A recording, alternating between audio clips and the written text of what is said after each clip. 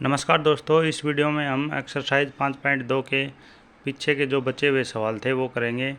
पीछे हमने सवाल किए थे, अब आगे कुछ सवाल हैं उनको हम इस वीडियो में करेंगे। हमें ये सवाल दिया हुआ है n के किस मान के लिए दोनों समांतर श्रेणियों 63, 65, 67 और 3, 10, 17 के n पद बराबर हो गए। तो हमें दो समांतर श्रेणियाँ दे रखी हैं, तो हम इनको निकालेंगे। an का फॉर्मूला लिखेंगे a+n-1d। पहले प्रथम समांतर श्रेणी लेंगे। a का मान क्या हमारा 63 प्लस n-1, d का मान क्या हमारा 65 में से 63 को घटाएंगे 2, तो ये कितना आ गया हमारा 63 प्लस 2n-2, ये हमारा आ गया 61 प्लस 2n। ठीक है, ये एक आ गया हमारा। अब हम दूसरी समांतर श्रेणी लेंगे। फॉर्मूला लिखेंगे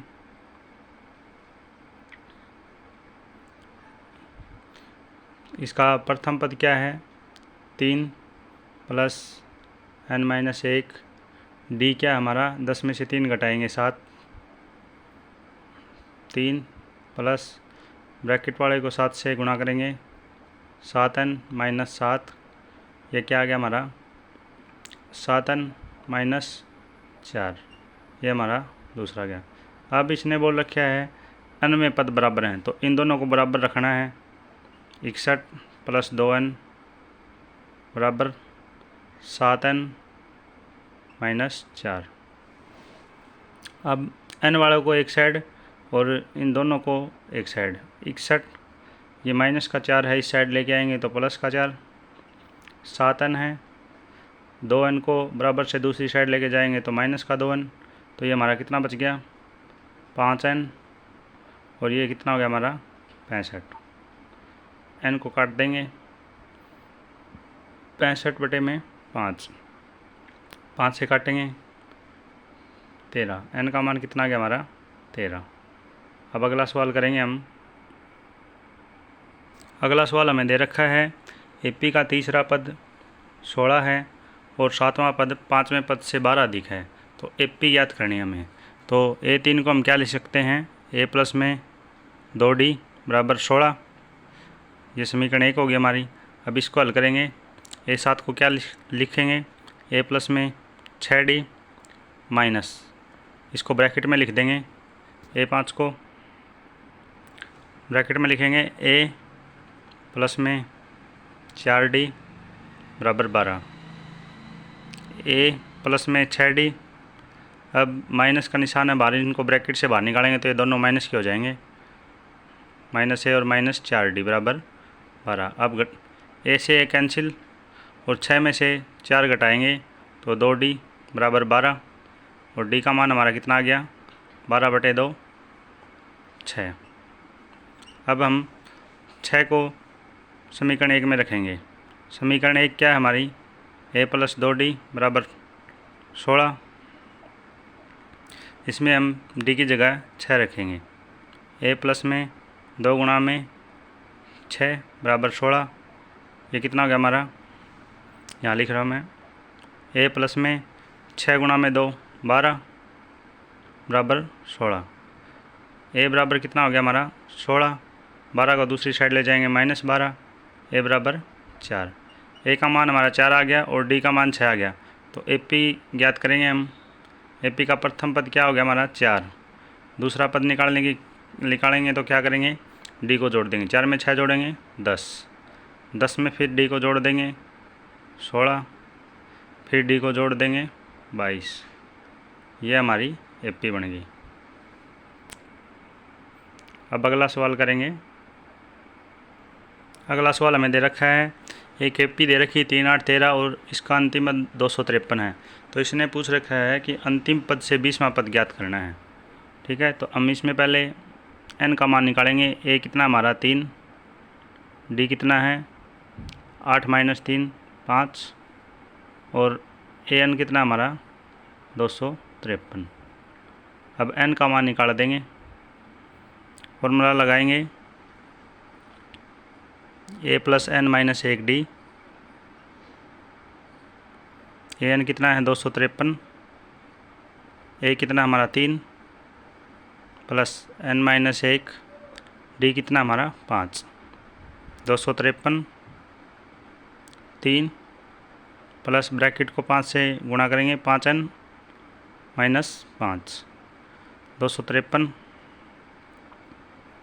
3 और 5 को हल करेंगे 5n माइनस का 5 है प्लस का 3 कितना बच गया माइनस का 2, 5n बराबर कितना हो गया 253 है, बराबर में ये माइनस का 2 दूसरी साइड जाके प्लस का हो जाएगा, तो 5n बराबर कितना हो गया हमारा 255।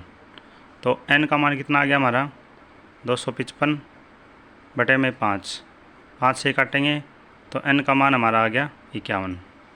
ठीक है, अब पूछ रखा है इसने अंतिम पद से 20वां पद, ये हमारा अंतिम पद आ गया 51वां, इसमें से 20 को घटा देंगे,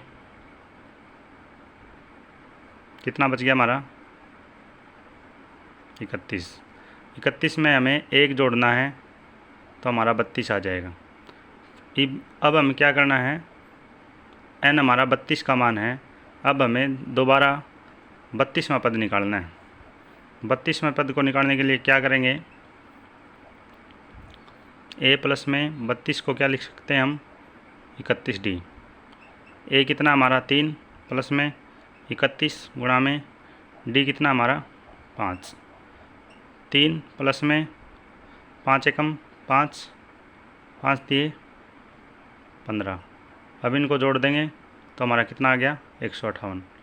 अंतिम पद से 20वां पद जो है वो हमारा 158। अब मैं आपको ये बताऊंगा कि ये जो मैंने 1 जोड़ा है ये क्यों जोड़ा है अंतिम पद में। अब जैसे मैंने A32 का मान निकाला था अंतिम पद से 20वां पद, तो ये मैंने गिनती लिखी है 51 तक, क्यों, क्योंकि हमारा n का मान कितना था 51, इस AP में टोटल 51 पद थे और हमें अंतिम पद से 20वां पद निकालना था। तो ये 51 पद हैं, तो इसमें हम अंतिम पद से 20वां पद गिनेंगे 1 2 3 4 5 6 7 8 9 10 11 12 13 14 15 16 17 18 19 20। ये देखिए अंतिम पद से 20वां पद कौन सा हमारा 32, इसलिए मैंने जो हमारा 31 में 1 जोड़ के 32 फिर मैंने इस 32वां पद निकाला था। अगला सवाल दे रखा है AP का चौथा और 8वां पद 24 है और AP का छठा और 10वें पदों का जोड़ 44 है, तो हमें AP के 3 पद लिखने हैं। तो इसको हम क्या लिखेंगे, A प्लस में 4 को लिख देंगे हम A प्लस 3D, प्लस में 8 को लिखेंगे A प्लस में 7D बराबर 24 है, तो इनको जोड़ेंगे A और A को जोड़ेंगे 2A, 3 को 7 को जोड़ेंगे 10D बराबर 24। इसमें से 2 कॉमन निकाल देंगे तो ये हमारा आ गया A प्लस 5D बराबर 12, ये हमारी समीकरण 1 होगी। अब हम दूसरे को हल करेंगे, A 6 है, A 6 को हम क्या लिखेंगे A प्लस 5D, प्लस में A 10 को क्या लिख देंगे A प्लस 9D बराबर 44। A को जोड़ेंगे 2A,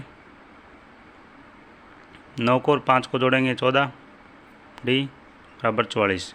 इसमें से भी 2 कॉमन निकालेंगे A प्लस में 7D बराबर 22, ये हमारी दूसरी समीकरण बन गई। ये हमारी 2 समीकरण बनी थी, इनको हम हल कर देंगे, विलोपन विधि से हल करेंगे। देखिए A प्लस का है तो माइनस, ये प्लस है तो माइनस, ये प्लस है तो माइनस, ये दोनों कैंसिल, 5 में से 7 घटाएंगे 2D माइनस के, और ये कितना बच गया हमारा माइनस का 10। D का मान हमारा कितना आ गया -10 बटे में -2 काट देंगे 5, D हमारा 5 आ गया। अब D 5 आया है, इसको हम समीकरण 1 में रखेंगे, ये हमारी समीकरण 1 है। A प्लस में 5 गुणा में D की जगह क्या रखेंगे 5 बराबर 12, A प्लस में 5 और 5 की गुणा 25 बराबर 12। तो ए का मान हमारा क्या आ गया, 12 है, बराबर 25 माइनस का हो जाएगा जाके, तो कितना हो गया, माइनस का 13। ए का मान हमारा -13 हो गया। तो अब हमें ए पी के 3 पद लिखने हैं। पहला पद हमारा -13 है। -13 में हम क्या करेंगे, 5 जोड़ देंगे तो हमारा कितना हो जाएगा, -8। 5 जोड़ देंगे -3। ये हमारे पी के 3 पद आ गए।